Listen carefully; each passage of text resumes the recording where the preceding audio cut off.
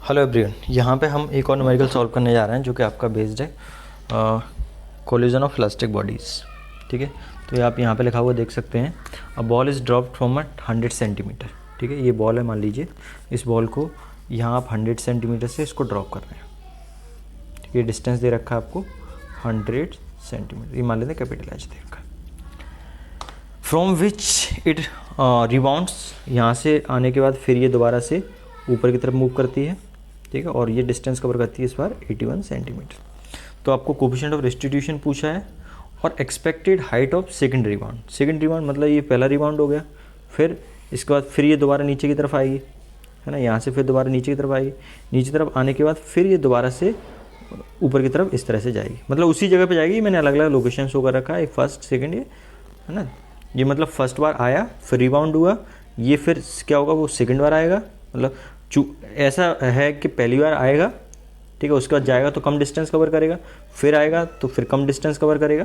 ठीक है, तो इस तरह से।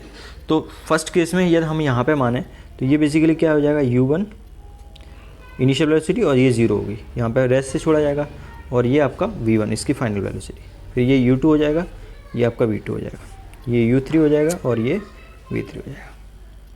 ठीक है, तो फर्स्ट केस में यदि हम u1 की बात करें, ठीक है, वेलोसिटी बिफोर आफ्टर, ये आफ्टर इम्पैक्ट। ठीक है, तो ये velocity before impact, sorry, velocity before impact. ठीक है, तो ये कितना आ जाएगा, v1 इक्वल्स √2gh, जिसमें h की वैल्यू आपको मालूम है, h कितना है 2 × 9.81 और h है आपका 100 सेंटीमीटर। इसको मीटर में चेंज करेंगे तो क्या हो जाएगा आपका 1 मीटर। ठीक है, सेंटीमीटर को मीटर में चेंज कर लेते हैं क्योंकि ऐसा यूनिट क्या होती है इसकी, मीटर होती है। तो ये सॉल्व करें तो 2 × 9.81 × 1, ठीक है, तो ब्रैकेट ये आपका आ गया v1 इक्वल्स 4.429 मीटर पर सेकेंड। ठीक है, ऐसे ही यदि हम यहाँ पे बात करें, ये u2 वैल्यू 0 हो जाएगी, सॉरी u2 की कुछ वैल्यू होगी, है ना, इस वैल्यू से ऊपर जाएगा, और v2 जो मैक्सिमम हाइट ये अचीव करेगा तो ये क्या हो जाएगा, 0 हो जाएगा। तो यहाँ से u2 निकालना चाहें तो u2 क्या हो जाएगा, या मैं बोलूँ वेलोसिटी आफ्टर इम्पैक्ट। तो वेलोसिटी आफ्टर इम्पैक्ट क्या आ जाएगा, v2 सॉरी u2 इक्वल्स, ये आफ्टर इम्पैक्ट 2 × g की वैल्यू यहाँ पे 9.81 और इस बार कितना रखेंगे 81 सेंटीमीटर। 81 सेंटीमीटर का मतलब 0.81 मीटर। तो u2 आ जाएगा, u2 इक्वल्स आपका 2 × 9.81 × 0.81, ये आ गया इसके अंदर, तो ये आ गया आपका 3.986 मीटर पर सेकेंड। ठीक है, अब कोफिशिएंट ऑफ रेस्टिट्यूशन क्या होता है, कोफिशिएंट ऑफ रेस्टिट्यूशन होता है velocity before impact upon velocity after impact. ठीक है, सॉरी उल्टा बोल दिया मैंने, वेलोसिटी कोफिशिएंट ऑफ रेस्टिट्यूशन होता है velocity after impact upon velocity before impact. ठीक है, तो यहाँ से यदि आप देखेंगे तो E coefficient of restitution, velocity after क्या है, ये 3.986, तो 3.986, और वेलोसिटी बिफोर इम्पैक्ट क्या है आपका 4.429। तो ये आ गया कोफिशिएंट ऑफ रेस्टिट्यूशन 3.986 है, इसको डिवाइड कर देते हैं 4.429 से, तो ये आ गया आपका 0.9। ठीक है, यहाँ पे कोफिशिएंट ऑफ रेस्टिट्यूशन की वैल्यू आ जाती है। अब आपको सेकंड केस कंसीडर करना है। ठीक है, तो सेकंड केस में आप ये ध्यान से देखेंगे तो यहाँ पर ये वैल्यू, ठीक है, ये वैल्यू की कुछ होगा और ये वैल्यू आपकी 0 होगी। ठीक है, तो आपको बेसिकली क्या कैलकुलेट करना है, u3 कैलकुलेट करना है। ठीक, और कोफिशिएंट ऑफ रेस्टिट्यूशन दिया है, तो कोफिशिएंट ऑफ रेस्टिट्यूशन यदि हम इन दोनों को कवर करेंगे for second rebound, coefficient of restitution क्या हो जाएगा, वेलोसिटी आफ्टर इम्पैक्ट। ठीक है, वेलोसिटी आफ्टर इम्पैक्ट का मतलब ये वाली वेलोसिटी है ना, सेकंड रिबाउंड में, ये क्या हो जाएगा u3 अपॉन, और वेलोसिटी बिफोर इम्पैक्ट वेलोसिटी कौन सी होगी, u2, ठीक है, और u2 आप निकाल चुके हो, ठीक है, यही तो होगी बिफोर इम्पैक्ट, है ना, ठीक है।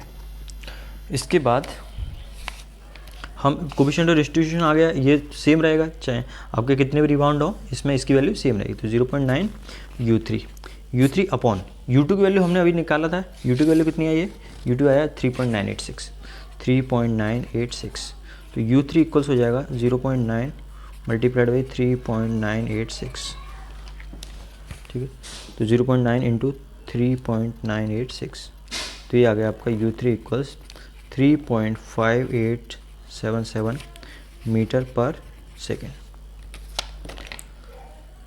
ठीक है भाई, ये आ गया आपका u3।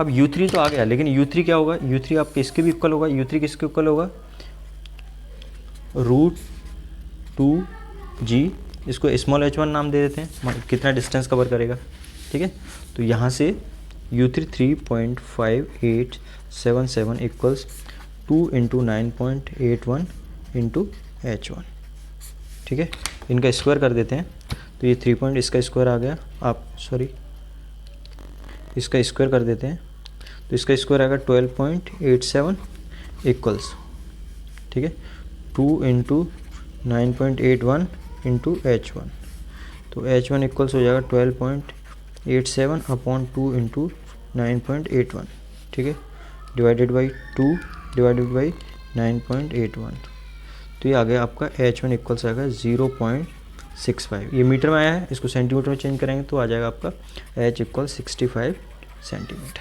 ठीक है, तो सेकेंड रिबाउंड की आपकी हाइट निकल आया है।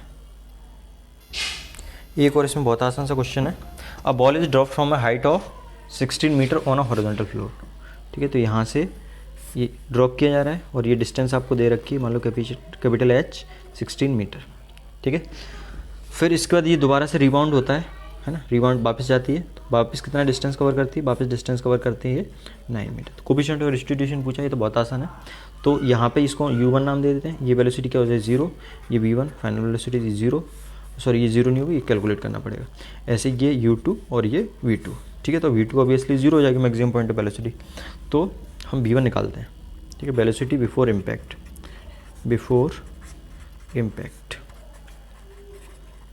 तो यहाँ से v1 इक्वल्स क्या हो जाएगा, √2g h, तो इक्वल्स हो जाएगा 2 इंटू 9.81 इंटू h क्या है 16,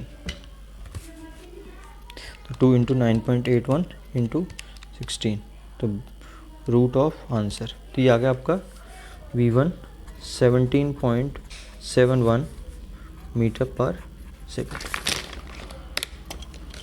ठीक है, ये v1 निकल आया। अब आपको क्या निकालना है, v2 भी निकालना है, u2, ठीक है, तो वेलोसिटी आफ्टर इम्पैक्ट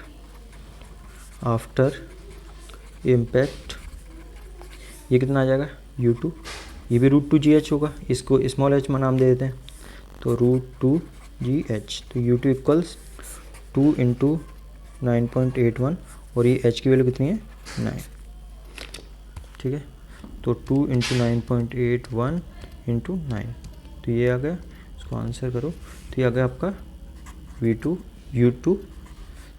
13.2883, है ना। कोफिशिएंट और डिस्ट्रीब्यूशन E, ये क्या होता है, velocity after impact upon velocity before impact, ठीक है, तो E वेलोसिटी आफ्टर इम्पैक्ट कितना है 13.288, वेलोसिटी बिफोर इम्पैक्ट कितना है 17.71, तो इसको डिवाइड कर देते हैं 17.71 से, तो ये आ गया आपका इक्वल 0.75, ठीक है, ये आ गया आपका coefficient of distribution. So thank you.